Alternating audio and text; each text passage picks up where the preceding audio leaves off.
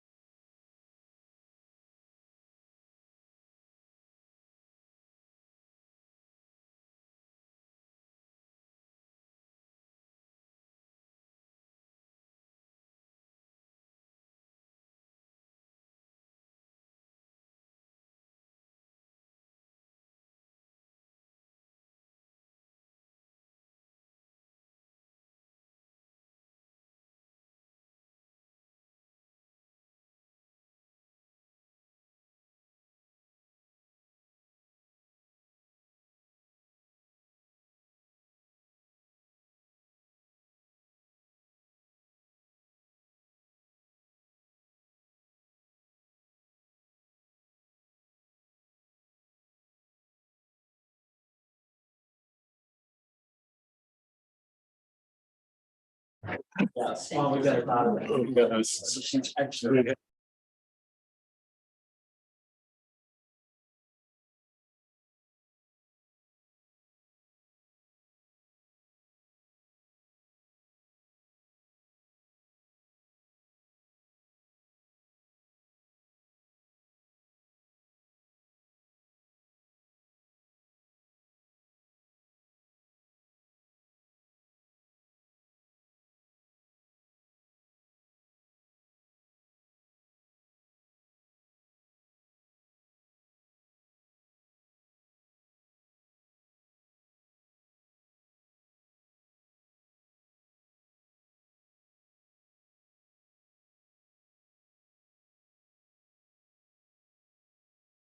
All right, 6 o'clock. Let's get started. The Pledge of Allegiance. I pledge allegiance to the flag of the United States of America and to the republic for which it stands, one nation, under God, indivisible, with liberty and justice for all. All right, thank you everybody for joining us for the January 17th, 2023 Credit River Council meeting. We'll begin with approving or amending the agenda. Is there anything on the agenda that anybody would like to change tonight? I will make one note that there is no sheriff's report tonight, so we'll scratch that from the agenda. Okay. Other than that, Nothing on mine. I'll Okay. make a motion to. all right. Thank you, Leroy. Second. Thank you, Abe.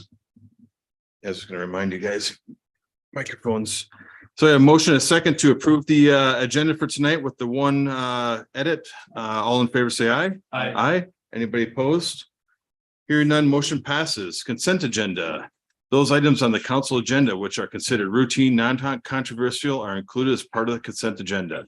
Unless a council member specifically requests that an item on the consent agenda be removed and considered separately, items on the consent agenda are considered under one motion, a second, and a vote.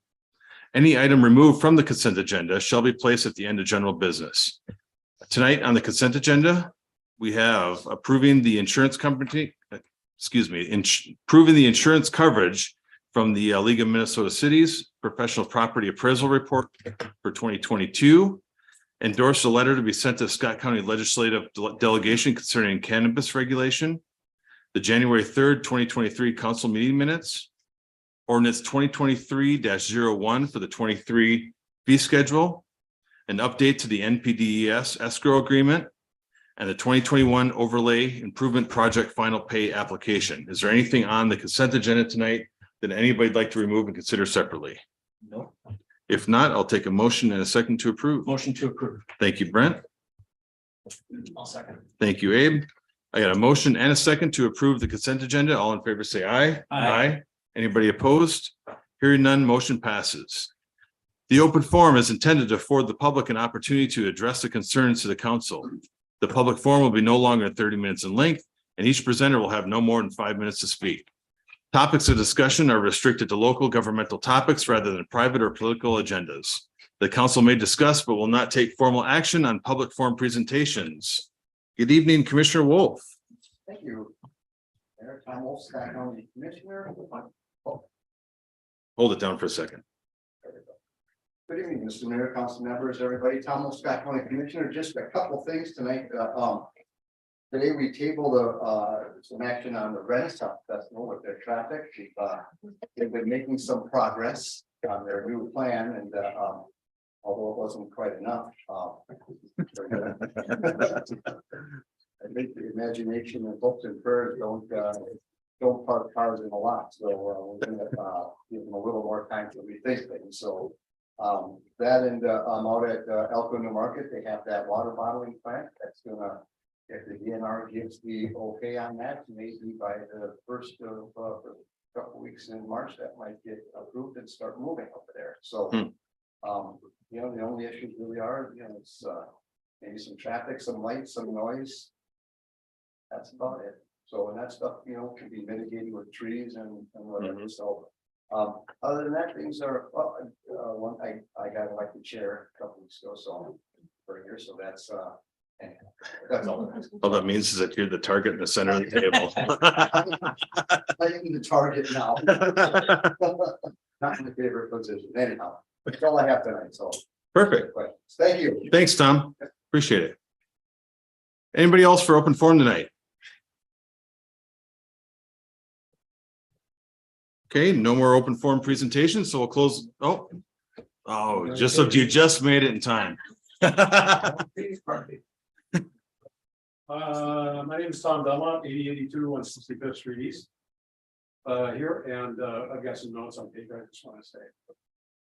So I wrote down, I'd like to say a few words about communication and what is happening in Credit River today. I would like very much, or rather I would very much appreciate it if communication around our potential growth would be a tad more robust and accurate. As a suggestion, no offense, I'd like to ask the mayor to remember the promises he made during the campaign process and the current direction of what is being done, especially as it relates to the proposed Summergate development. In no way is this meant to offend you, as we all want to work with you in the council on as level a playing field as is possible. You said in a Fox 9 interview prior to your election that I'm going to quote here, 3 quotes. First one is, if you like Credit River the way it is, then becoming a city is the only way to keep it that way. Second quote, there's nothing that will change when we become a city that will automatically increase your taxes.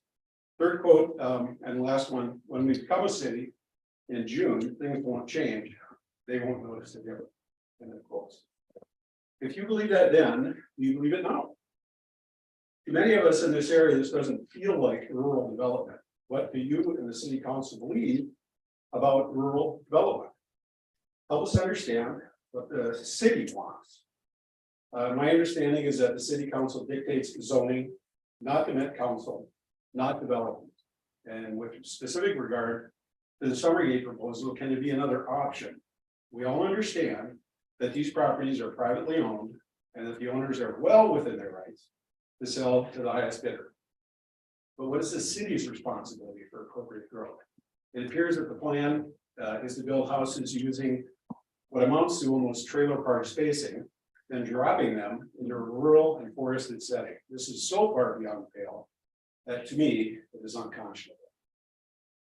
Is this a type of development that you, Mr. Mayor, and the City Council see going forward? What does the rural feel of Credit River mean to you? What do you hope for, and what do you want for us? And with that, I appreciate your time. Okay.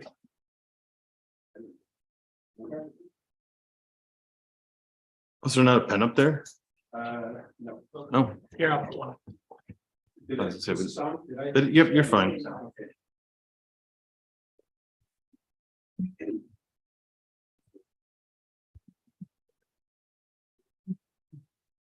All right, anybody else for open forum tonight?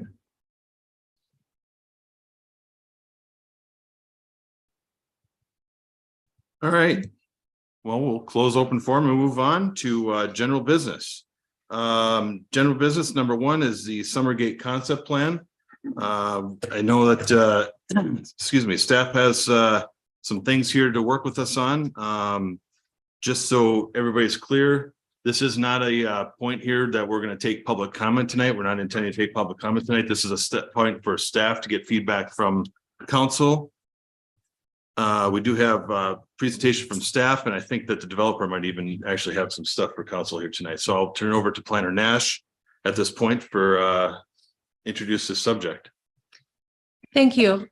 So Summergate has applied for a concept plan review with the city, and I'll start by saying that a concept plan review is a non-binding review of an application. You've been through a few of those in the southern part of the city with some of the larger lot developments there. The purpose is to provide both the city and the developer with preliminary comments for consideration. And this is more from a higher up level. It's not looking at specifics of the development per se. It's more what are those overarching items that we need to consider. They did submit a revised concept plan in December to us, and that revised concept shrinks the area that we're looking at for this project, largely because there are property owners that they do not have purchase agreements with. They didn't do any changes to the layout at all. They just took those other properties out of it. For background then on what the proposed concept shows right now, it's about 52 acres of land, which is 117 lots, and about 15% of that would end up being open space if developed per that concept plan. The current comprehensive plan guidance for that part of the city is urban expansion reserve, and the current zoning district is also urban expansion reserve. What that land use guidance category as well as zoning district is intended for is to hold land until such time as water and sewer are available to develop it into urban development at 3 to 5 units per acre, basically.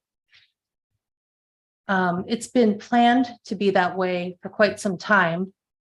So I want to, for the benefit of the audience here, as well as new council members who maybe weren't around when we were doing the comprehensive plan process, wanted to give some history of urban development planning in Credit River. So in the 2000s, the Met Council did designate that northern portion of the city as the long-term, as being within the long-term sewer service area. And in the early 2000s, similarly, Scott County zoned the whole northern third roughly of Credit River as urban expansion reserve. So that zoning category is one that we have carried through when you adopted zoning yourself a couple years ago.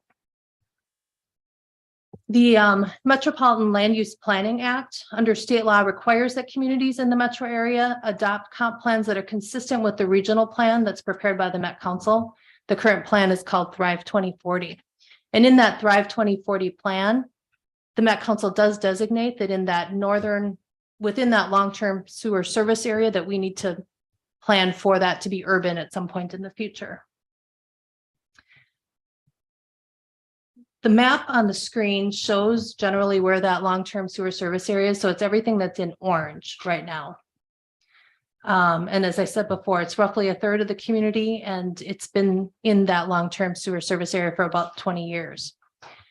The Met Council will require that as we plan for the development of this entire area, that it's done at an average of 3 to 5 housing units per net acre of land. How you do that and still meet that 3 to 5 units per acre is up to you. And within the comprehensive plan that you prepared and we adopted in 2019, you did do a build out map with kind of your best at the time estimate of how that could happen and how that would balance out to meet that 3 to 5 units per acre. And we balanced it down on the very low side of 3. And again, Scott County did previously guide and zone this area for urban expansion reserve as well. As an example, here's the zoning map for Scott County from 2001, and you can see that the white is anything that's urban expansion reserve, which is basically the same area. There might be a couple parcels that are a little different. They're predominantly in areas that are those like Country Court and Casey Edition that the county zoned as something else in the meantime.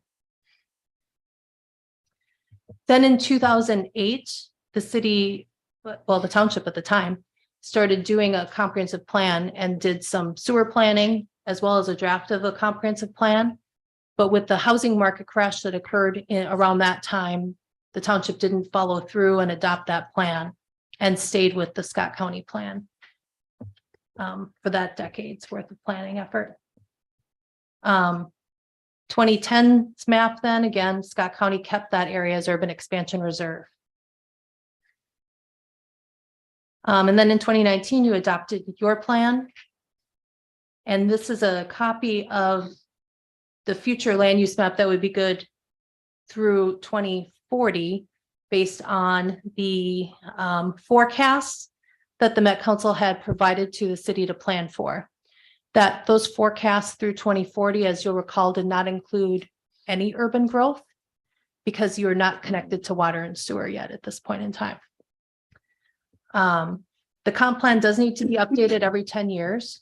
And your next required update will likely start in 2026 because in late 2025, we'll receive those system statements from the Metropolitan Council where they will tell us all of the information that they've put into their regional system plans. That's for items like parks and recreation, transportation, sanitary services, as well as their whatever they call their updated regional plan that they're working on now. And we would anticipate that with that update, they will start to ask us to move property into the metropolitan urban service area and that you will have some forecasts that you're planning for growth to accommodate. So then in 2020, you also adopted your zoning ordinance and subregs. You started building inspection services in 2021 and of course incorporated in 2021 as well. Now, what we wanted to do tonight is provide some high-level comments on this concept plan that are maybe less typical than what we've probably seen from us in the past on concept plans, where normally we've said things like, you'll have to accommodate this connection or this trail segment, and it was more drilled down to that local level. In this case, because there is a certain amount of planning that we have not yet done to accommodate urban services in this area, we do have other work that you would need to do before you could accommodate that. We want to make sure you're aware of what all that is. This is all work that we anticipate you'll have to start doing no later than 2026. There's advantages to doing it earlier. As I mentioned, the Met Council will be working on their system plans in the meantime. And to the extent that you have done any amount of that work, that helps us when we're negotiating with the Met Council on the contents of their system plans. So if we have information that we can share with them, they can help plan better for you, and we can be better partners with them. Otherwise, we would be reacting solely to their regional plans when they come out in 2025. So to start with, a few of the items that we would anticipate would be required related to any attempt to bring any property into the MUSA earlier than your next comprehensive plan update would have, would be that we would have to amend the comprehensive plan land use map to take that 52 acres and put it into that low density residential category that's in your future land use map. Right now, that is showing in some of your in like the Country Court neighborhood and some of those, so that you are able to connect them to water and sewer when that's possible. So the Met Council did have you do that at, the last update, but this would then make it possible for you to do something on green property. That would result in some forecast changes being made to the plan. They'd be relatively small. because it would only be accommodating that 52 acres. There'd be an anticipated acknowledgement and planning for sufficient density to count towards your share of the regional affordable housing need. And that's again, only calculated based on your forecasted growth. It's not calculated on your build out growth. And we'd have to discuss housing implementation standards or methods in the plan, which we don't have today, and update your traffic analysis zones to accommodate the extra car count basically coming out of that area. We'd also have to have some discussions with the Met Council regarding whether it's possible to temporarily not meet the 3 to 5 unit per acre averaging. Your comp plan right now is balanced at about 3 over that whole area, but on any given development that comes in, you could have some as low as 2 units per acre with some other ones higher, and then you average to that 3. So the question would be, would they allow something below 3 to come in first? Which could impact the number of units in your first proposals that come in. For the zoning map, they would need to rezone to R1, which would be compatible with that low density residential land use guidance. The lot size would need to be changed to the 80-foot minimum width, or they'd have to apply for a planned unit development. And I'll turn it over to Shane to talk about streets and a couple other items. Sure, so in the concept plan, the concept plan shows an extension of Hampshire Avenue. However, it's not a continuous section of street. In other words, you have to turn in order to navigate onto the new section of Hampshire. We've identified with the city of Savage previously that Hampshire is an important north-south road, a future collector or municipal state aid road. And that it would have to meet certain guidelines. So basically, what we would be requiring is an extension of the, if you're familiar with Hampshire Avenue in Savage, an extension of a similar road section through Credit River with curves that are suitable for like a 30 or 35 mile per hour design speed. Additionally, most of you are probably familiar with the crossing of the Credit River on Hampshire Avenue, and that, as it is, floods. It's not built to a 100-year design standard. It's just simply the culverts aren't big enough, the road's not high enough, and so that bridge or culvert, probably a large box culvert, would have to be replaced in order to consider any kind of expansion. But the box culvert or the crossing is actually in the city of Savage. And so we'd have to work with them on any kind of upgrade. That's something that, eventually we think is going to be necessary anyways. But it's just going through the process of permitting and, planning and design takes some time, takes some effort on that. Which is, kind of above and beyond a typical street for a development like we have in the rural development. If we move on to the sanitary sewer slide.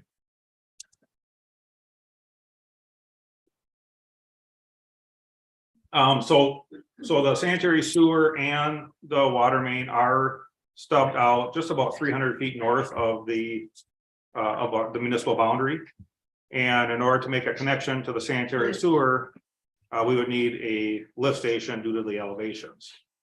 When we construct a lift station, our goal is to construct it, at least the wet well, in its permanent configuration, permanent size, depth, and all that. We can install pumps that are smaller pumps in the interim, because you don't want to under or oversize the pumps that will burn your pumps out more quickly. When they come on, you want them to run for at least a minimum of 3 minutes before turning off. So we could undersize the pumps, but still we need to size the ultimate lift station. We need to size the trunk sewer pipes and determine the depths. At this point, we haven't done that level of planning in kind of this eastern connection point. So that's something that would have to occur before any development of this nature move forward or was actually considered, like say, for a preliminary plat application.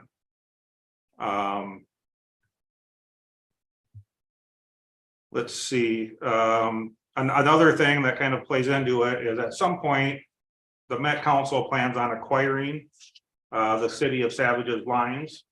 And we anticipate that they're going to include that in their 2025 updated system statement. It's kind of like their capital improvement plan. And that's something that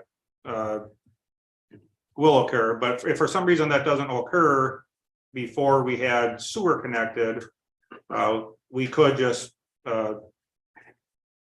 utilize the lines, and there would be some kind of a, cost to the city of Savage for operation and maintenance of that, of receiving that sanitary sewer.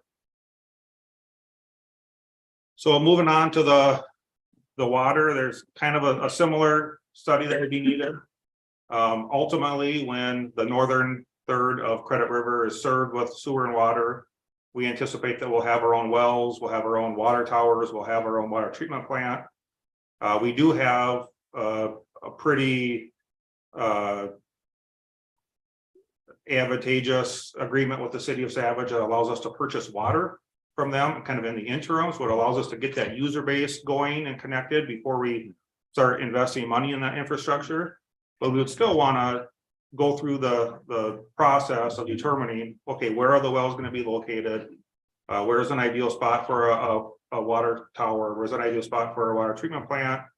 And then determining kind of the ultimate plan, and maybe like not maybe, but and also estimating those costs of those improvements, and calculating kind of a connection fee for the connection to the water. That also applies for the sewer. So those are both studies that generally take 6 months to a year to complete. They take some time to prepare and review with the city council.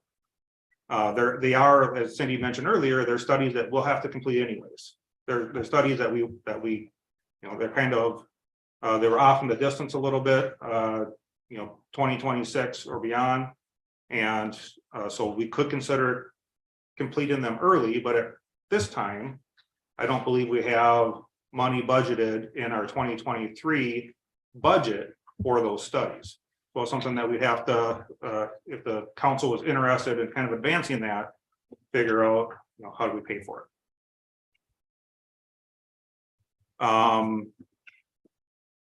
Just one other kind of broad statement also in regards to design of the development. At this point, what has been submitted is a concept plan, so it's very preliminary. And at this time, we haven't received any wetland delineations. We haven't received a stormwater management report or any of the sizing of stormwater ponds, anything of that nature. If this development moves forward, all those items are required by our ordinances, and they'll be reviewed in detail at such time that the information is available.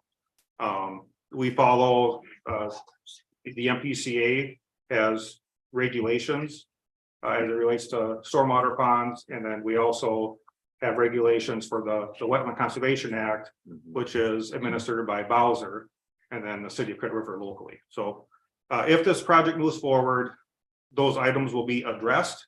They just have not been addressed at this time because it's kind of premature for those items to be addressed. With that, I think that's all I had to say on this topic. I'll turn it back over to Cindy. And the only other thing that it adds, what Shane's already talked about, is there are other processes and ordinances that you'd have to put in place related to typical items for water and sewer use. When are people required to connect to water and sewer? What's your billing methods? You'd have to set up the billing methods. All of that would have to be done as well. Plenty of time to get that done, but just one more task as whenever you're doing the first one. With that, that's all we had to present for comments. There was obviously more comments in the memo in the packet, and we're happy to answer any questions. Now I'd like to introduce Casey Walschlager with Summergate, who will just give a very brief introduction to their company. And good evening, Mr. Mayor and Council. My name is Casey Walschlager with the Summergate Companies. For you, I guess, is our concept plan that we've kind of submitted. future growth, maybe in the Credit River community. We've been kind of working on the project for about a year, maybe a little bit longer with some of the landowners. And working to kind of put together a plan that met a couple different goals. One of the goals was to try to create the road structure to fit within landowners that were interested in being part of the development. I mean, that was the biggest part of how we kind of came up with the road structure. The second element was to try to come up with a set of plans that met a certain level of feasibility of just putting roads in general and participating in costs for different road upgrades that were identified by staff when we first approached them. And the third development obviously has a little bit to do with the Met Council. We were trying to achieve the 3 units an acre that we knew that the Met Council would require to approve any plan. So that's kind of, our thought process and when we put the plan together over the last year.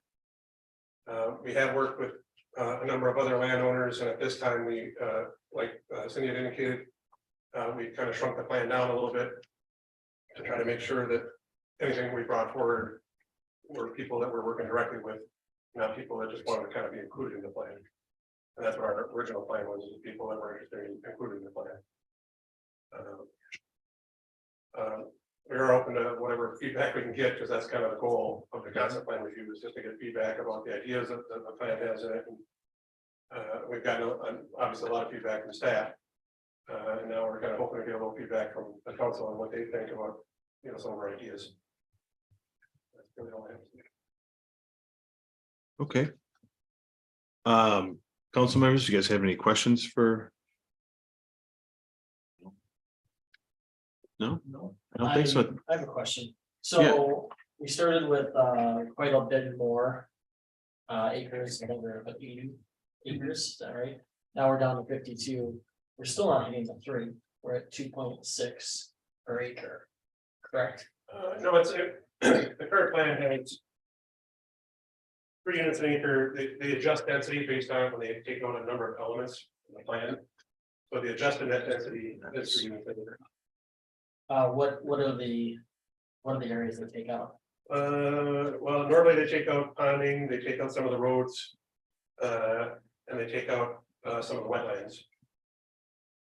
And I have to verify exactly how they apply the ordinance, but that's general. The write-up says it's 85% is for roads and single family homes. Yes, So according to my calculation, that's still less than 3. the engineer did it, so I have to admit that I didn't, do the calculation, but I would be surprised if he was wrong. But admittedly, some of that calculation is based on probably future ordinances that may not even be written. We probably utilize, maybe some feedback, but we probably utilize the common ordinances that are used to figure out that density. Well, and right now, they haven't done any stormwater management plans. They haven't done a wetland delineation. So all of those things will fluctuate. If this goes forward, you'll see those numbers constantly change. And a lot of it is based on how you design, and I'm sure their engineer will work with them to get that that density calculation, which in some ways is there's a specific way to calculate it, but there are ways to manipulate it in terms of how you do that. So I'm sure they'll work with us to manipulate that to make that look as dense as possible, even though it might not be any more dense than there could be 3 different ways to calculate it, depending on how you show lot lines and other things that have no different number of homes, no different number of gross acreage, and somehow a different density calculation. I know that sounds crazy. So that's something that would just fluctuate, but that's one of the reasons too that we flagged that we want to talk with the Met Council about whether the first item that came in could be below the 3. Because it is challenging to hit 3. So. Okay. If you don't have any other questions for a guest, do you have any? I have one. Do Yeah. most of these lots meet our 80-foot requirements? None of them meet 80 feet. Okay. They're designed at 65. We've done a lot of different variations, but again, we were trying to hit the 3 number. Mhm. It's Mhm. manipulating the lot size until you get to the 3. Generally how we put together. A majority of sewer water type lots that are done in pretty much any community now are 65 feet or smaller. These are probably about as big as you'll see sewer and water lots in almost any one of the metro communities. So it's not a Mhm. smaller lot, this is actually kind of the largest of the batch of lots that are gonna get developed now. This standard, I'll just elaborate just a little bit. Like a standard lot now for a normal 2-story home when you built on it. Is aimed at getting a 50-foot wide pad that allows for a standard home to be built with a 3-car garage, if desired. And way the 65 fits into that is usually they have a 7.5 and 7.5 or 5 and 10 side setback. When you add the 50-foot pad plus the total of 15 feet, you get to a 65-foot wide lot. So majority of the homes, if these were standard 2 stories, majority of these homes would probably be priced between $600,000 and $800,000. Even on a 65-foot wide lot. Mhm. If it was an 80-foot wide lot, the home prices would probably be almost identical, because it wouldn't be, the lot size wouldn't change. The home pad is what people build on, not the lot, Mhm. so. Problem we're having is people are coming in now and wanting variances. Because their deck won't fit on the side of their house or their garage.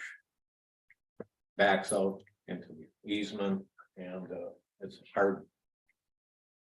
Hard to put something, I think, on a 65-foot lot. So. I'll actually say it's easier.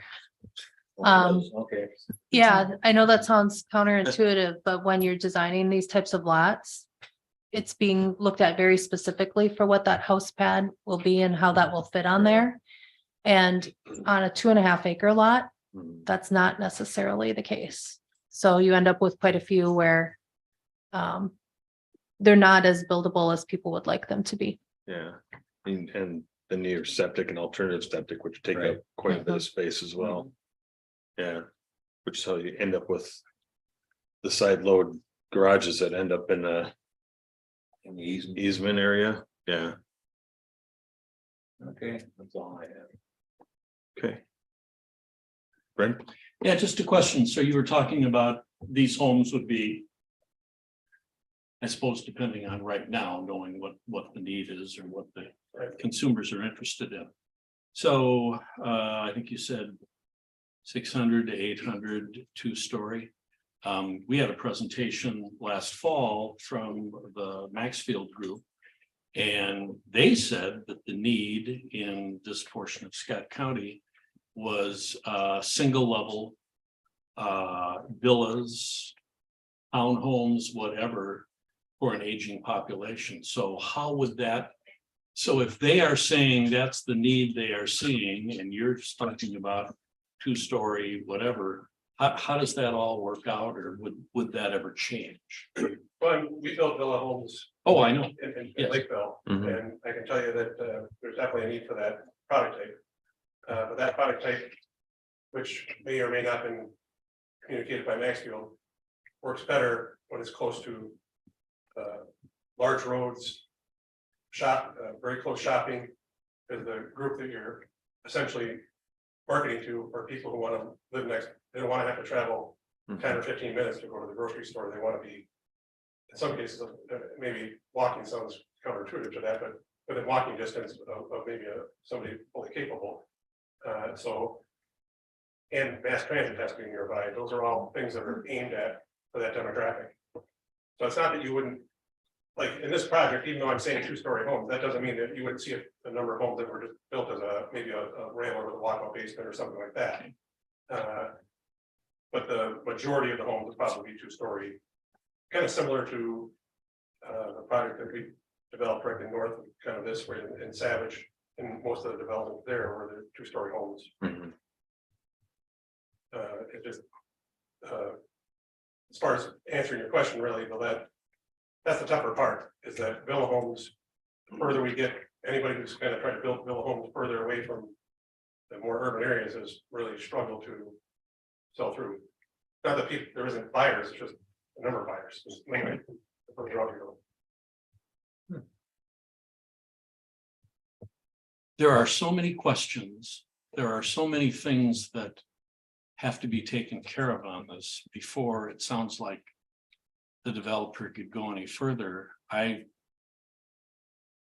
could probably ask all sorts of questions because they would all fall into all of the bold type areas on things that need to be done. Sounds like it's a long way off. I'm not saying that I'm just saying it seems like there is so much to be done. There are so many questions. There are so many things that aren't in our budget for lift stations and whatever. What is your thought in terms of when you would break ground and when this would actually start and affect our residents in the area? I mean, realistically, we can't start until you guys are ready. So I Okay. mean, when would I like to start? Yeah. Well, ideally, it would have been 24. But we recognize the process so far, at the pace we're going. We're probably looking more like 25 now, which would still be 2 years off, which would give more time for the city to figure out the items you're talking about that were identified by the staff. That seems to be kind of where we're at. Okay. We recognize, well, doesn't matter really what I want to do, it's a matter of when it literally can be done. But I guess what I was saying is based on all of the things that need to be done, all of the things that need to be budgeted for. Some things you're paying, maybe there's a few things we're paying, although, always development pays its own way. That was always, hammered into us when we got on the town board. So at least a couple of years, you're thinking probably realistically, just in terms of the timetable of all of these things that have to come into place. And I don't think we would necessarily be slow in terms of doing any work on it, but so at least 2 years. Yeah, I mean, that's realistic. Yeah, okay, I mean, I don't know how. all right, I don't see it faster than that, but Yeah. okay, something happens that I don't, Right. that nobody knows about. thank you. Mr. Mayor and Councilmember Lawrence, maybe if I could have Yeah. a follow-up question on that. Would you anticipate, if this development moved forward, would you anticipate constructing it all in one phase? Or would it be phased out maybe over? When I look at the design, Two and years. understanding the multiple connection requirements usually for fire safety, it would be difficult to develop it in multiple phases. I mean, unless another developer came forward with maybe the Gagne property or one of the other properties and said, hey, we want to develop, so there could be multiple access points. Sure. But I think that's the only reason we would kind of limit it, at least. I don't know, I mean, if you look at the main Hampshire kind of idea, whether or not it's there or some version of that, there's not that many houses really on that. It wouldn't be cost effective to build that road unless you have enough other streets to basically pay its way. Sure. Mhm. Okay.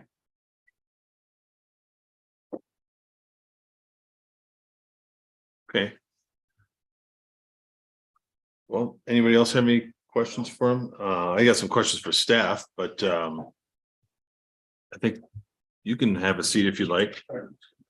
Shane, talk about like the studies for water and sewer. We're embarking a little bit in our capital improvement plan on Country Court.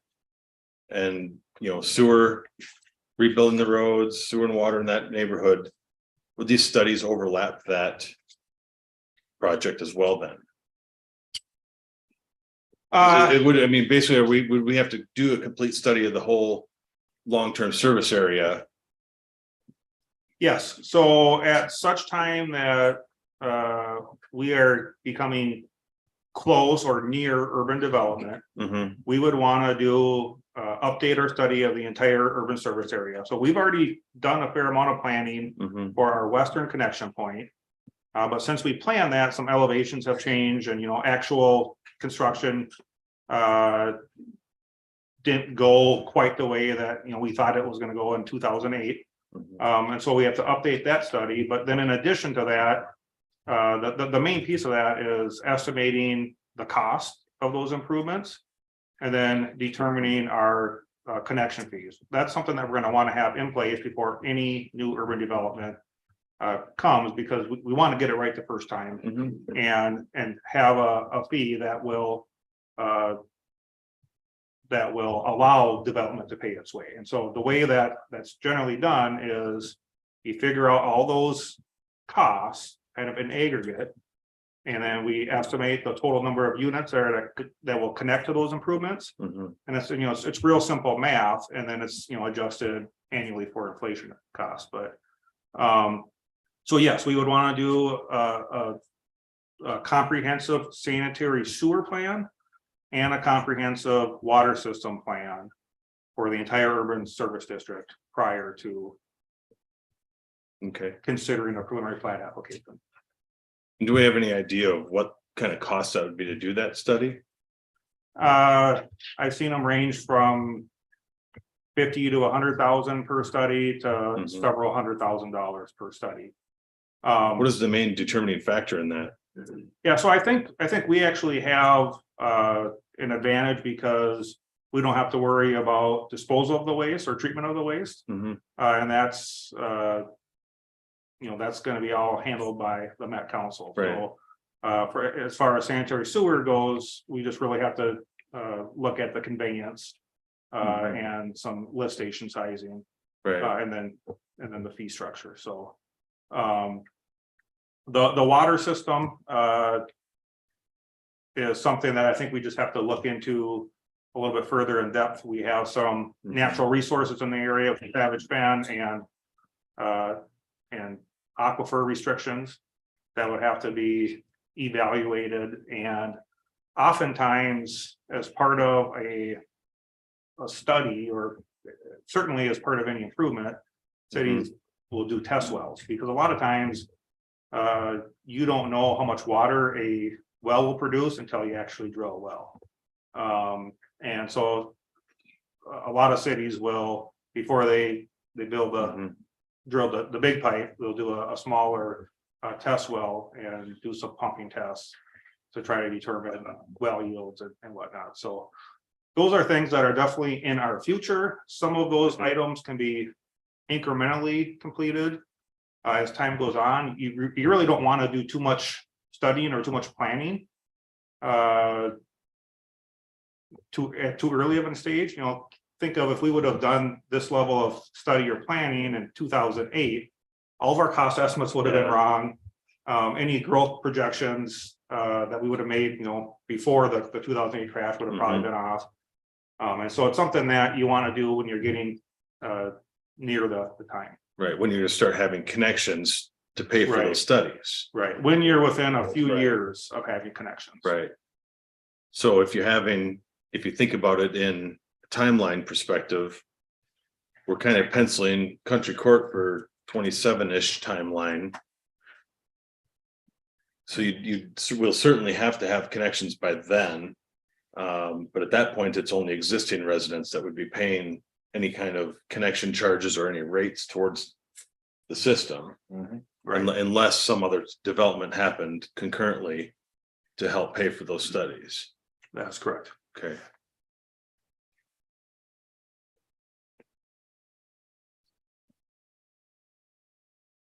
Well, for any of these studies to begin, they would have to be in the budget, Mhm. and that would be, the earliest would be the beginning of 2024, and then how long did they take? It's a lot of questions. But I think in terms of saying what else could happen this year in terms of moving forward, seems like it all depends on money. Most of these things are all going to cost, and if we have no money in the budget, and I don't think we could find it, because we were pretty tight in terms of what we had to have done. I don't know, just my comment, but it seems like it's a ways off. Any other questions for staff? Yeah, Mr. Mayor, to follow up on your question, water. Yeah, go ahead, Colin. Water and sewer. You would have to go at the same time. Is there sewer goes in, water goes in later? Is it just too much of a cost to do it 2 different times? What's been typical? Yeah, so typically the water and the sewer are both located under the street. And as far as the water mains and sewer pipes serving the new lots, they would definitely have to be constructed at the same time. As far as development of our own system, we do have a little bit of time on that. So right now, we have an agreement with the city of Savage, in which they've agreed to provide us with 100,000 gallons per day of water consumption. Right now, they actually have, the city of Savage has more water than they need. And so there's a chance that could increase.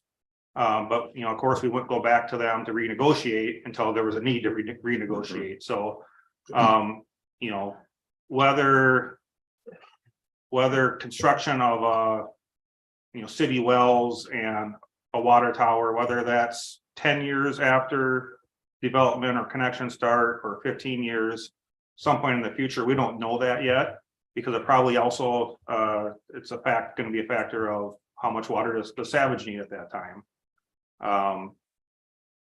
But the sanitary sewer, some of the trunk components like the lift station, that would have to be constructed right away. We'd want to construct that for its ultimate size. We'd want to install the water mains at their ultimate size. So we want to determine, do we need 12-inch pipes, 16-inch pipes, 8-inch pipes? And then after the piping is in the ground for the water system, we could consider, you know, the wells and the water tower and treatment at a later date. So Follow up on that one. Is there a downside of just putting a well on a site? Can you do a well with sewer versus? Does it have to be both water and sewer, or can you just throw a well on there for each one of the sites? I'm just thinking long term.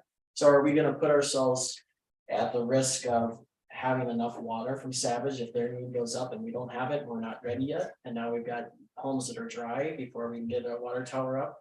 So can we, instead of banking on their water, put wells in these lots instead? individual wells are generally fairly tough at this small of a density. There are setbacks that are required. And also, it's just a lot of wells to individually drill and maintain. Generally, when sanitary sewer is provided, municipal water is also provided at the same time. You know, at some point, if there's probably some lessons learned from, you know, cities across the nation that have done it the other way, but I think at the end of the day, sooner or later, they all hook up to the city water, and it's going to be a lot more expensive to retrofit than it would be to just construct it. Okay. Initially. Are there any downside of hooking up to Savage, or constructionally, you hook up to Savage and water, and then at some point you bring in Credit River water? You're just severing that tie with Savage at some point? Is that how that works, or? No, almost all cities have interconnects for fire suppression reasons. And so inevitably, we'd want to design our system such that we could have an interconnection with the city of Savage anyways. And so I don't think it's going to be would be a negative. Shane, to that point on the water usage, the water and sewer studies would probably cover that and research more into that as far as how many houses would we likely be able to connect before we'd have to get to a spot where we'd have to build our own well and water tower? Yes. Okay. And I think too, the other part of that is with Savage being almost built out, they're probably already at their almost close to their max usage already. I'm trying to remember from when we met with them, they gave us that number of how much excess they have per day, and it was millions of gallons. Right. Yeah. And back in 2006, when we did our study for the Met Council, when we were talking about trading services with Savage, and they were short on water at that time. Right. Yeah, I believe that was before they had their interconnection. Yeah, Burnsville. Yeah, And right now, they're receiving all their excess water from an interconnection with the city of Burnsville. yeah. Well, they went into partnership with, they're taking the surface water from the Kramer line. Mhm. The saying Kramer was dumping 15 millions of gallons of water a day into the Minnesota River. So Burnsville and Savage got together and they're taking that water. I think they're only taking 6 million of it. And of what they're using right now per day. Yeah, I remember the numbers correct. Yeah. So on that road on Hampshire Avenue, Shane, you talked a little bit about that, we, when we've discussed that in the past of ultimately probably being a north-south collector in that area, because we don't have a good north-south collector east of 27, and the bridge work there. Now, if we were to designate that as a collector, would that likely then be an MSA route where we could use MSA funding to improve that bridge and lay in some of that stuff? Would that likely be an opportunity there? Yes, it would be a MSA collector, however. Since the bridge is located within the city of Savage, it would likely be the city of Savage using some of their MSA funds. Sure. Okay.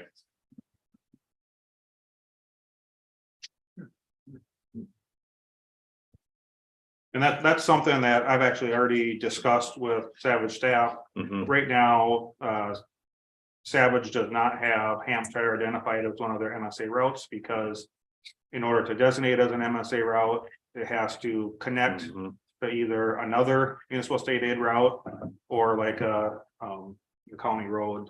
Sure. It has to be, the goal is for cities not to be designating cul-de-sacs or Yeah, roads with very little traffic as MSA routes. right. And that makes Um, sense because it ends in a cul-de-sac right now. Right, Yeah. and so we could designate, it's called existing and non-existing, so we could designate a non-existing route. And Credit River, which would then allow Savage to designate Mhm. their portion, the existing route portion. And that would be a potential funding source for the bridge. Sure. Okay. Follow up on that one. Yeah. What would be Savage's reason for actually wanting to do that project? It's funneling to Credit River. Why would they want to do that project?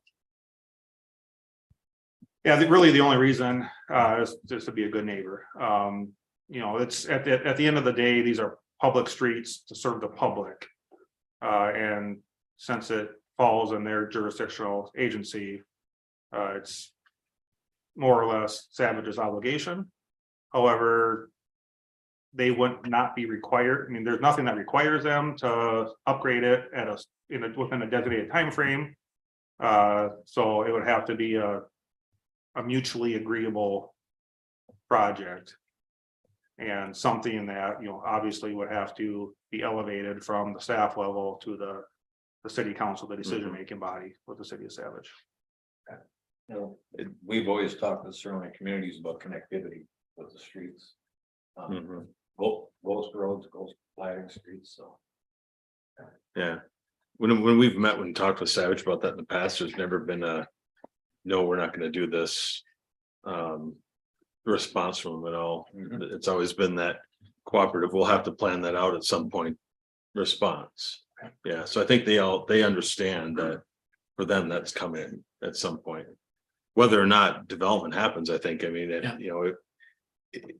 If this spring, there's a lot of water with the melt and that connection washes out, they would be doing it a lot sooner than if anything, if it moved forward with the planned development.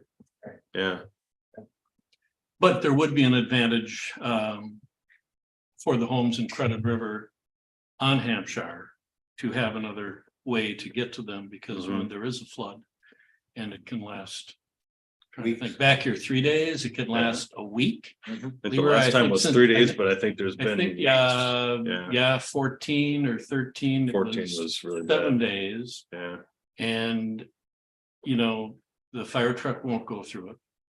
There's no way to get through there, unless if it's something small, maybe on the privately owned covered bridge on the Gagne property, but I don't even know if you can Those- get to that anymore, well, it's still there. but the property to the north is developed. Yeah, Yeah, There's no car back there. yeah, Yeah, but I think that, It's probably the best way to express it. right. well, there would be some benefit for us, though, to have that connection from 165th. Just to provide access Mhm. and to provide emergency services. And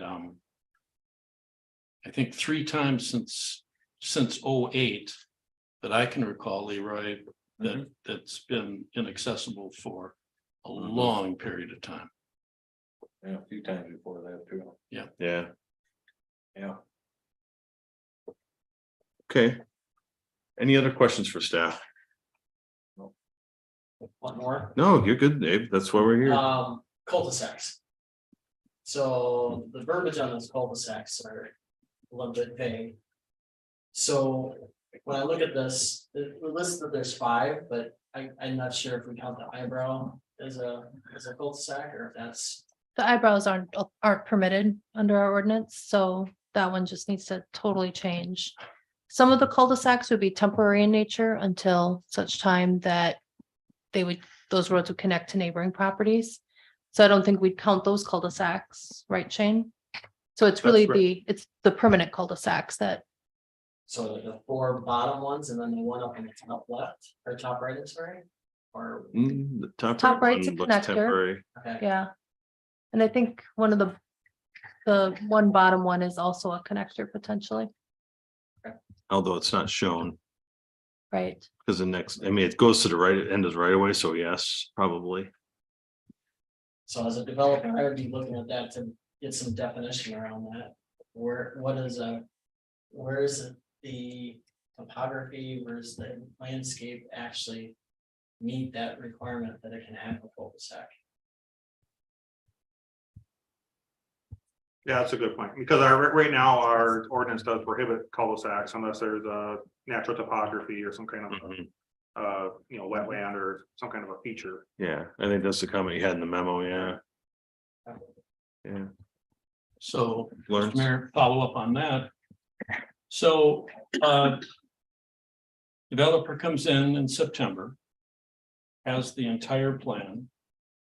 There were a lot of staff comments about the eyebrow cul-de-sacs, no driveways that would be entering onto Hampshire. And so 5 months later, the plan is cut in half. And literally, it was just cut in half. None of those things had been addressed yet. Is that typical that developer would just come in and say, well, here it is, we cut it in half. What do you think now? But all of those things that planning has identified have not been addressed at all. Is that typical? So Or- it is typical that Okay. you'd see this basically the same plan that planning saw. So Okay. that part of it's not untypical. Okay. There was obviously quite a bit of time, and this is a much more complicated concept plan than most. So there's been some background work that staff has been doing, conversations with the Met Council, et cetera. And trying to kind of wrap our arms around everything that would need to be done, Mhm. and hence the delay in it coming to you as well. Okay. And then truthfully, with the election that occurred, it didn't make sense to bring it to you in November or December. Mhm. That's all I have. And as a follow-up response, it would be typical at some later point in time if this project advances. For a revised concept plan Mhm. to be Right. submitted, so. Yeah, That would Well- happen way before preliminary plat. Right? Correct. So there could Yeah. be multiple concept plans There can be. presented prior to, okay. Brent, I don't think that's any different than Yeah. what we've seen for Yeah. development so far to Yeah. date, right? I mean, how many concepts No. we've seen for territories, in Yep. the northern part that have changed. Pretty much every development that comes in starts with the back of the napkin type of Yeah. drawing, and as staff comments go, get revised. Got it. Yeah, and the unique thing about this project, of course, is that it's in that urban expansion reserve area as opposed to your Mhm. rural residential area. Right. And so we do have all of those bolded comments that are in your memo, Mhm. that are things that, we wouldn't be commenting on in the southern part of the community. So we do need some, we're not asking for it tonight, but we do need some guidance, obviously, from you on how you want us to proceed, if you want us to look at any potential options for advancing any of those items. You know, if there's any funding we can come up with from anywhere to do any of that. I think having cost estimates for the different things that either the city and or something that we would be spending for a study would be important. I think also then what's the offsetting revenue, right? I mean, then what do we charge developers for these pieces? You know, we have, you know, it's likely that our current development fee structure probably doesn't fit for this type of urban expansion. And I don't know that we've studied and looked at that in a long time as far as what we even do in the rural residential stuff. So I think we need to start with some cost estimates for some of this stuff before we can even, you know, give any kind of direction on what to do going forward.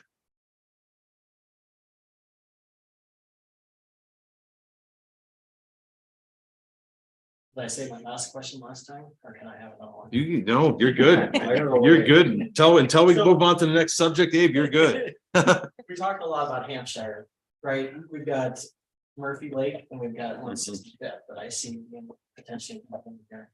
Is that part of the traffic that we would need to be looking at on here for their safety and, you know, 165th past that location gets dirt, it gets that big valley in there. Mhm. Is that part of the traffic study or is there something else that would be incorporated with that? Yeah, so, I mean, ultimately, another important feature of Hampshire is our preference would be the majority of the traffic goes north of the development if this happens to 154th. However, there's really no way to limit the traffic on 165th Street. So it's gonna be, ultimately, it's gonna be what's the most convenient for the driver. We have identified in our comprehensive plan a need for Hampshire Avenue to continue to the south and there'll be a kind of a reverse curve. I think that show was shown in one of your slides, Cindy. It was. Yeah, in which it would connect into Mhm. Murphy Lake Boulevard. Now that alignment isn't set in stone, but we think there's a need to have a north-south connection all the way from County Road 21 up to 154th and Savage. By having that really desirable or the really good north-south connection, hopefully that will limit some of the traffic that spills onto 165th Street. So. Yeah, my big concern would be until that happens, I mean, Murphy's already. And I mean, that's gonna take a lot of traffic after we saw with Texas, you know, you got someone going to Lakeville from there. I'm not gonna backtrack and come there if I'm willing to drive on dirt roads, so what's that gonna do to our road? Right. Mhm. Construction vehicles, I know we were talking about having them come down. Hampshire, because 165th isn't built for it, but what about 117 vehicles on 165th once we have those in there? So I think my concern is we gotta make sure that we don't just look at Hampshire, but in 165th. Mhm. Right. Understood. Yeah, real good comment. Because you're right. I mean, you know, this ultimate build out alignment doesn't happen immediately. No, and in fact, it probably wouldn't happen, you know, Yeah. the best place for the sewer pipe is always under the center of the road. And Mhm. that's because you want the sewer manholes to be accessible for maintenance. And so in the future, the sewer pipe will likely be extended under the center line of Murphy Lake Boulevard. We don't want to construct a brand new road, you know, with Mhm. you know, paved and all that before and then come back and dig it all up. So it's implementation of a long-term plan and it Mhm. usually occurs kind of steps at a time. Right. Yeah, because Murphy already, so what's their Murphy Lake Park, I think 200,000 visitors a year. Yeah. Yeah. Yeah. What's the best practice for a gravel road? How many trips a day? They think- say after 100 cars per day, You Yes. pave it? right? think we're past that. Yeah, way past. On a road that's not gonna get paved for a long, long time. Once the park wants to kick in. Yeah, but even then. Yeah. I mean, how do you pave a road that goes right through an active farm? Yeah. Okay. Any other questions? Okay. Sounds good. We'll close that subject for tonight and allow that to marinate a little bit, and then let's move on to the next one of general business, the tree protection ordinance discussion. Thank you. So at a previous meeting, the Credit River Rural Alliance did request that the city consider adopting a tree ordinance. They presented an ordinance from the city of Wayzata as an option that was favorable to them. We are seeking direction from the city council tonight on what you would like us to look at. Specifically, there's actually different types of tree ordinances you can do. There's going to be street tree ordinances related to plantings and boulevards and whether people can do it in the right of way. I think we were chatting offline earlier tonight about that. And that is mentioned here because if you start talking about a tree protection ordinance as well, a lot of times developers will ask to put some of those replacement trees in those street boulevards. You want to cover them both at the same time if you do a tree protection ordinance. The tree protection ordinance is what was specifically requested by the CRRA. So then related to that, there's a different range of things that you can do. The Wayzata ordinance is pretty robust. It's very restrictive in terms of kind of that scale of how far you can go.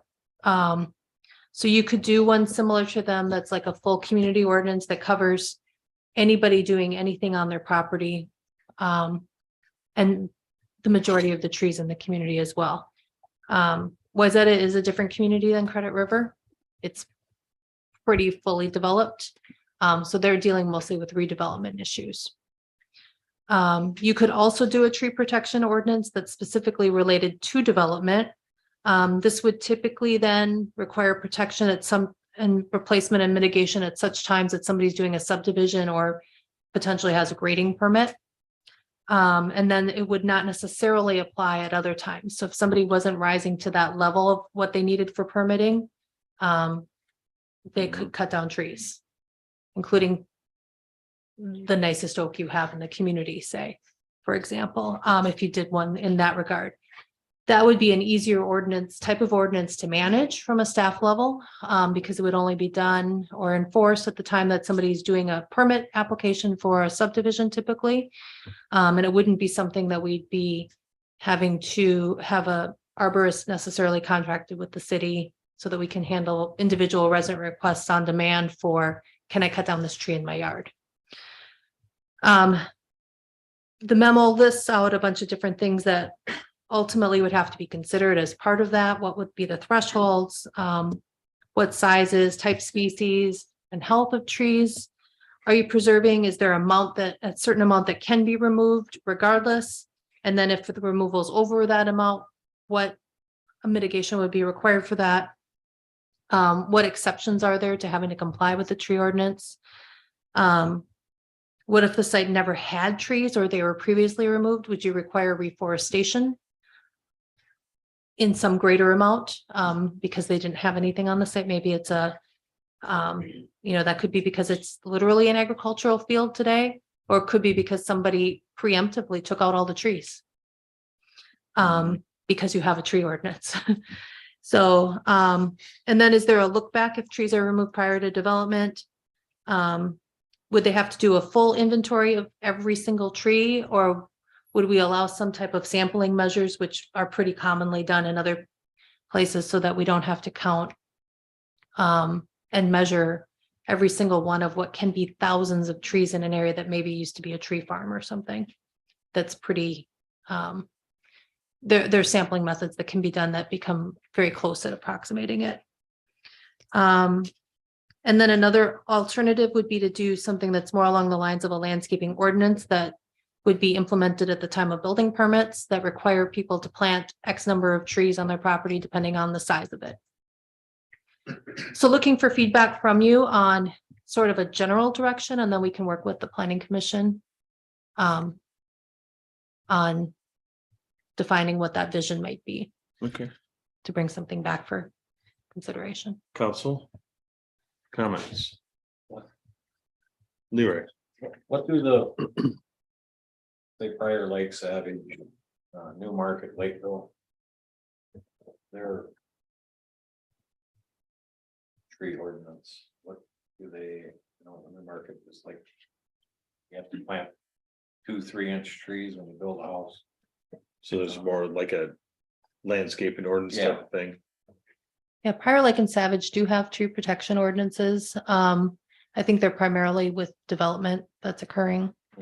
Rather than as community-wide as say the Wayzata one is. Right. Yeah, Mark. And Buffalo New Market does have tree preservation, but they also have the landscaping. I think it's like 2.5 inch caliber trees per lot, but those would be the sorts of things that if you give us direction, we would compile and bring back to the planning commission and ultimately to you. Sure. Okay, Sure. have at it. You look like you had a comment. You know, I'm concerned, especially with the summer days, that's a lot of woods up there, we're gonna take down a lot of woods, I think. Ordinances for the sake of residents that are already there, that already have a house that don't meet a specific number of trees on a specific site. I don't think we need to go to that extent, but I do think we need to do from a development perspective, look at, how many trees are we cutting down? When we come in with 65-foot lots, you're gonna cut every tree down. It's just the way it is. And now you've stripped all that out, all that vegetation and all the animals and habitation, all that. I think we have to protect that for some of our development that we've got in Credit River. So I would highly recommend us do that towards the development piece, not on existing lots. Okay. My comments, I'm thinking about the budget again. What is the cost going to be to actually come up, do all of the research? How many hours to put this together and to give the council, planning commission first, and then the council something to consider. Secondly, the ongoing costs in terms of monitoring this and making sure it's there. Sure. And I'll just make that comment again. This is unbudgeted item for 2023. And I think once we know the dollar amount, if it's sizable, if it's something that's very small, maybe we could sneak it in, but we're going to be spending a lot of money here on snow removal. And snow and ice. And it doesn't look like it's going to end. In the next couple of days, we'll have the same situation. And we have people that are going absolutely crazy about snow and ice removal. So my comment would be, I would like to know going forward what this will cost to come up for something to present to planning and then to the council, what it's going to cost to put into place, and what the yearly costs are going to be to maintain it. I think we all are interested in this. It becomes a want. It does not become a need, especially in 2023. Yeah, and I can give you some very quick answers to that right now. And we don't need it right now, No, but, I but understand, if but you have them, that's great. well, part of it is that some of it you won't know the cost of the implementation until you design the ordinance, obviously. Sure. But offhand, I can tell you that the full community type of ordinance is something that would be very costly for you on an ongoing basis without a revenue source for paying that. That would likely be a general fund cost because it would be residents calling saying, can I get a permit to remove this tree type of thing? If it's a tree protection ordinance related to development, that implementation cost would be embedded within the escrow for that development. So both at the time of review as well as during construction of the neighborhood. post-construction of the neighborhood, if your ordinance had requirements that certain trees be saved in perpetuity or something, that would be an ongoing cost for you as a general fund cost. As far as development of an ordinance, it would be hard to put an estimate on it because it would depend on how much back and forth there was in discussion, how much public hearings ended up having to occur for that, how many revisions had to be done. But just a rough ballpark for a tree protection ordinance that was more related to development would probably be in the $5,000 to $10,000 range total. And then to add The on, one to- time, and then. The one time, yeah. Right, yeah, and then with regard to, ongoing maintenance and enforcement, there will be costs, maybe an arborist or somebody, depending on how the ordinance is written. But yeah. if it is, going forward, if there are people that are violating the ordinance, Mhm. then just like your nuisance ordinance, your zoning ordinance, there will be cost of contacting those Yeah. people informally, writing the letters that we typically do, and then taking them into court. Mhm. And once, as you guys know from the past, once I go into court, I lose control over it. I can give you an estimate, but if the judge tells me I have to show up, you have to show up. And so it's a question on those types of things that are kind of intangible. We hope most people, and typically, I have to say, Chris and I were talking about this before the meeting. Mhm. You all got the memo I put together, which is attorney-client privilege, on the status of all the code enforcement. And we've had great luck with residents working with us to solve the nuisance properties and the zoning violations and things. But you get the people that we have to spend time and money to go into court, and that is something else that is not part of your budget. And it's something that may be a likely outcome from any ordinance you adopt. It's You just think something you about- gotta Think consider. about some of those ones that have gone to court in the past. Oh, absolutely. Yeah, people have gone to jail. And they go to because jail and they keep Yeah. doing it Yeah, because they moved to the country. And they don't want any change. and then you have that person a few years later offending again. Yep. Mhm. Absolutely. Yep. So as I think about this, I think kind of, think along the lines of Abe a little bit that, something related to development is probably reasonable, but I also think, and think about the landscaping part of it, because when you look at the map of Credit River, there's really only 3 big areas that have trees left that are developable. The part north of 165th, the Franciscan Retreat area, and then Terra Farms. Terra Farms already has preliminary plat, so nothing would change that. And the developer's not clear cutting that one anyways. He already said he's cutting the streets out.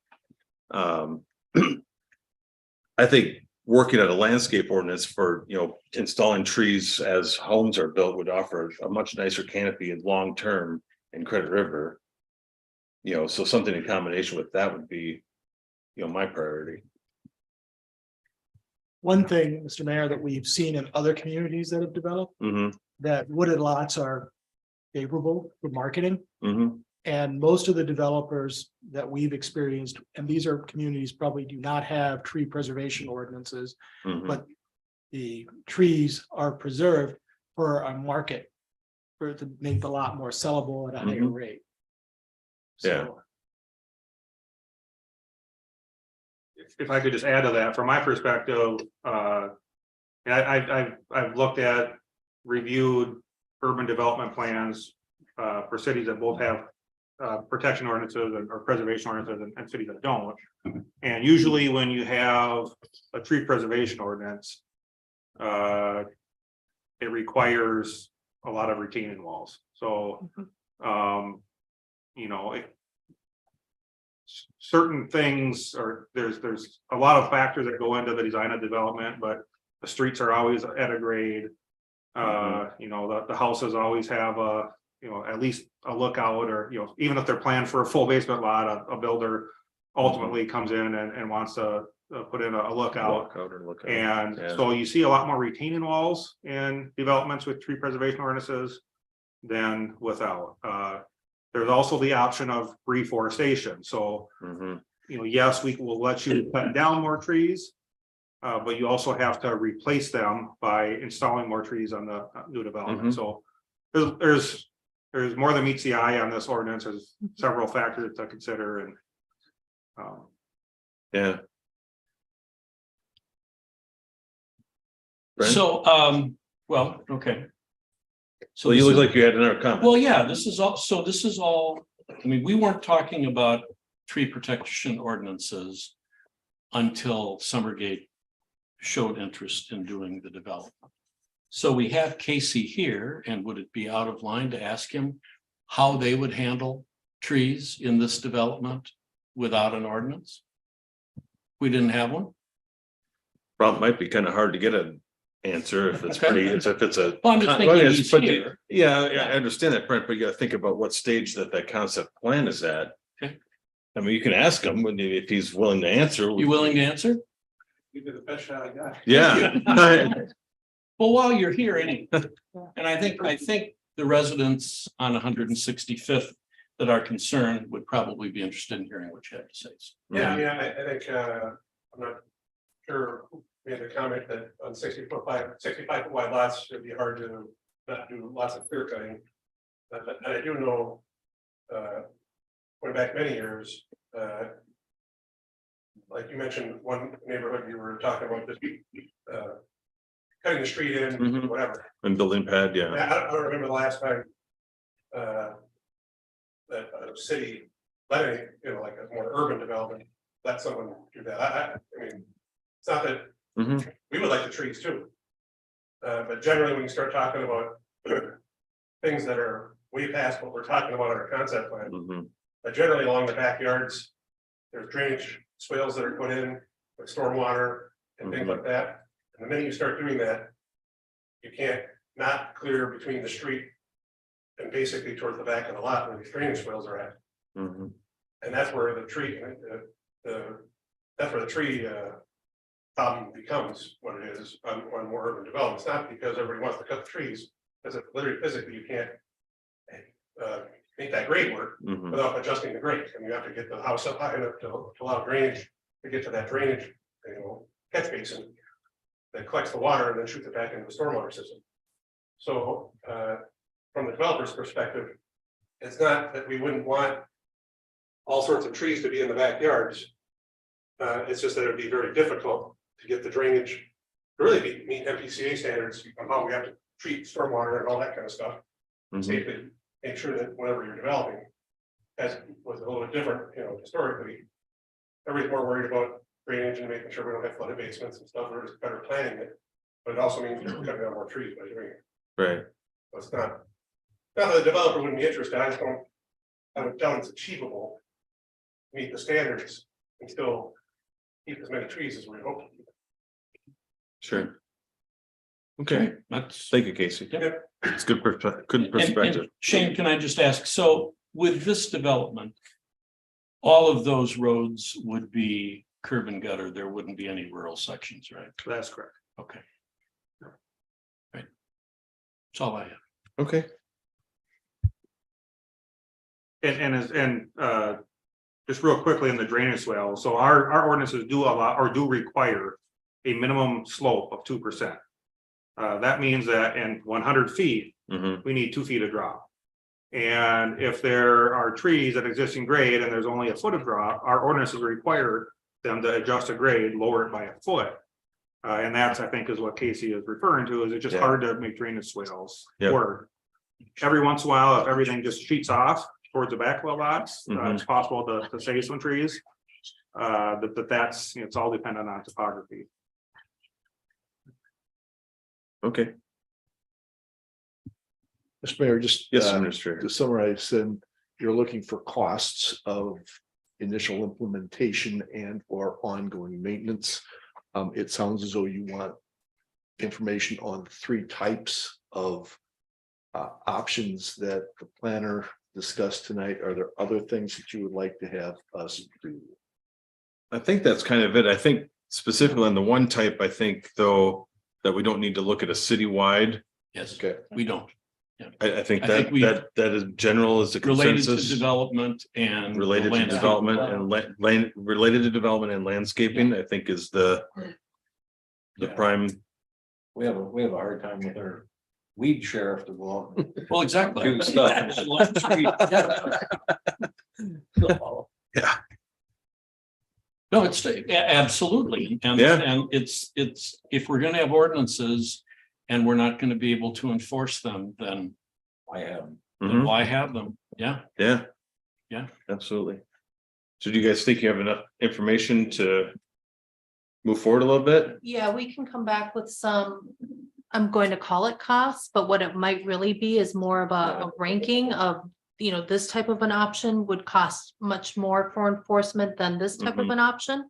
Because it really would depend on the exact The provisions that are in details, there. right, right. So it'd just be Yeah. impossible to come up with an actual cost estimate for you. I think the important piece, I think, would be cost estimate for implementation, you know, development and implementation more than the ongoing. The ongoing, I think that's part of the implementation is deciding this one's gonna cost this much over time. Is that what we really want? Or is it and that one of the options that is a less expensive and easier to maintain and easier to enforce? So this will then, Mr. Mayor, we'll bring this back to you. You can further refine it, and then that would go to the planning commission for Yeah, review and study. I think that'd be a good idea. Thank you. Yep. Yeah. Cool. All right. Yeah. All right. Any more comments, staff or council? All right, we'll move on to our last item in general business, which is city council conflict of interest resolutions. Administrator McNeil, did you want to? Actually, Or Mr. Bob. Mayor, that would be me, and I'm Attorney going to ask Ritchie. you to table this to your next meeting because the statute requires votes by a unanimous city Ah. council, and you have Councilmember Satterbach is absent. All right, So I would just ask that this matter be continued to a Yep. later meeting. works for me. We will continue that till our next meeting then. All right, approval of fund transfer and claims listing, Treasurer Hill. So in order to pay the claims tonight, we need a transfer from savings to checking of 210,000. So that we would need a motion to approve that. And then the claims tonight are 293,605.30. Okay, Mr. Mayor, I'll make a motion to approve transfer. moving from savings to checking $210,000. Thank- Also, approve. I'll second it. Okay. So we got a motion from Brent, second by Leroy to transfer $210,000 from savings to checking. Along with approval of the claims listed tonight in the amount of $293,605.30. All in favor, say aye. Aye. Anybody opposed? Hearing none, motion passes. Council member updates and reports. Does anybody have anything for tonight? All I have is, it's all your responsibility to plow your own mailbox. There you go. And well, unless we Well- want more government. Yeah. If we want more government, we could do that. Well, I'll tell you, Either it's, we're too close and we hit them, we're not close enough. We have the orange stakes up in people's yards, we have steel fence posts getting cut off. I'm like, we got 10 to 12 feet of right of way to push this snow. Yep. Not to the edge of the curb, because if we get a wind, you're not gonna get out for a couple of days, so. That's it. it has been a challenge with the snow this year because of the amount and the durations of these snow events and we've spent the last couple weeks since that heavy snowfall winging out the roads to try to get the snow back further from the road so that we can tomorrow when it snows 4 to 6 inches again, we're gonna pile more snow up on the curbs, so we have to get it back. So along with thank you, Leroy, for spending a whole Saturday in the front end loader, moving snow out of the corners so that we can see around them. Snow plower wasn't gonna send anybody out because they didn't want them chewed out. I said, I'll do it. But then, Only then you were chewed out. only 2 out of the 20 yelled at me. The other one said, oh, it's you. And they walked away. It worked out good. It did. So, yeah, it's been a challenge and we do appreciate people's patience. I understand there's frustrations because it doesn't happen as Yeah. fast as we want and all that, but you know, our team does a really good job, and they've been working really hard and working long hours this winter to get this done, so. Yeah, snow has been the hot topic for several weeks now, so. Perfect. Anybody have anything else, council members? That's good. Okay. You know what, one quick thing, just to let everybody know, as Brent knows, Thursday, we are interviewing the top 4 candidates for planning commission. Okay. So we'll have something to report back probably after that at our next meeting. So with that, if nobody has anything else, I'll take a motion to adjourn. I'll make that motion. Thank you, Abe. I'll second it. Thank you, Leroy. Motion is second to adjourn. All in favor, say aye. Aye. Anybody opposed? Hearing none.